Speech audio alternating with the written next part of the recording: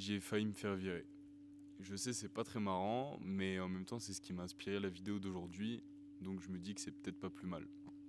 Et j'ai failli me faire virer, et ça m'a rappelé une phrase que j'ai entendue des centaines de fois, comme vous, je pense, mais que j'ai eu l'impression de comprendre pour la première fois quand je m'en suis rappelé. Et cette phrase, c'est « La beauté se trouve dans l'œil de celui qui la regarde ».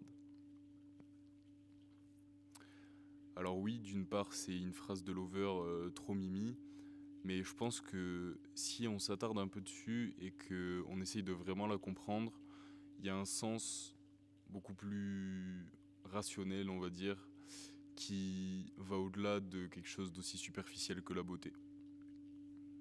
Pour vous donner un petit peu de contexte, si on revient sur mon histoire de licenciement, en gros, j'ai passé un mauvais début de saison, je m'entendais pas forcément super bien avec mon équipe, donc on travaillait pas super bien tous ensemble. Et ça a fait que je faisais les choses à contre-cœur, que j'y mettais pas d'énergie et que j'étais pas content de me lever tous les matins pour faire le travail que j'avais à faire en fait.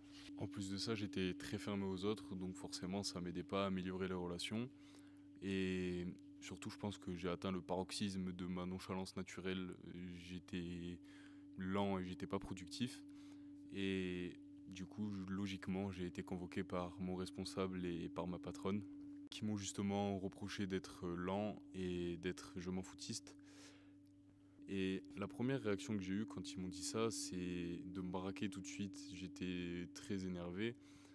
Et ma première réaction quand ils m'ont dit ça, c'était de me dire que c'était eux le problème, qu'ils n'étaient pas à la hauteur, qu'ils me jugeaient pas à ma juste valeur et que ce qu'ils me reprochaient c'était incohérent et en plus c'était faux. Puis en prenant un peu de recul, je me suis rappelé de cette fameuse phrase « La beauté se trouve dans l'œil de celui qui la regarde ». Et autrement dit, si je voulais passer une bonne saison, c'est moi qui devais faire en sorte qu'elle soit bonne. Il fallait que ça vienne de moi et il fallait que la beauté soit dans mon œil.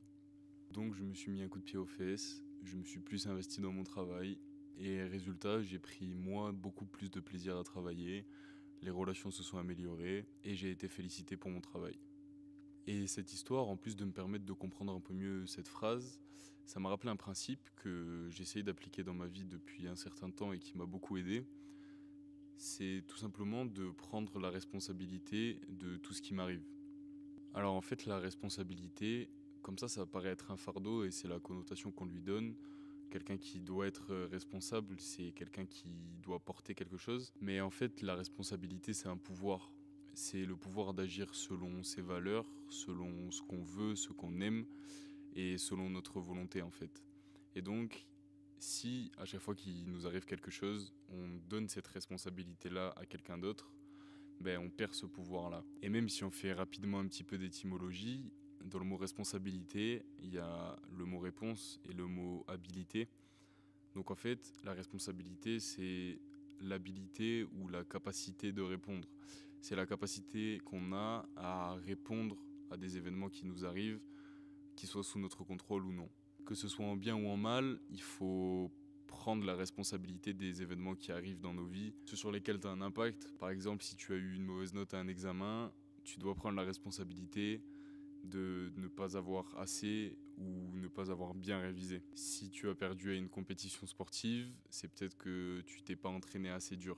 Mais c'est important aussi de prendre les responsabilités de nos réponses aux événements qui nous entourent sur des événements sur lesquels on n'a pas d'impact. Si par exemple quelqu'un t'insulte, t'es pas responsable du fait qu'il t'a insulté, c'est quelque chose qui est hors de ton contrôle.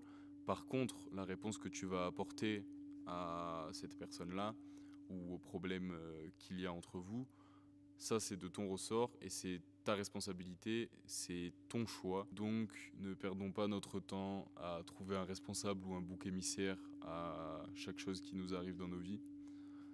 Parce que ça permet de s'améliorer dans l'échec, mais ça permet aussi de célébrer les victoires, parce que ce que j'ai pas dit depuis le début, c'est que s'il y a un événement positif qui nous arrive, c'est grâce à nous également.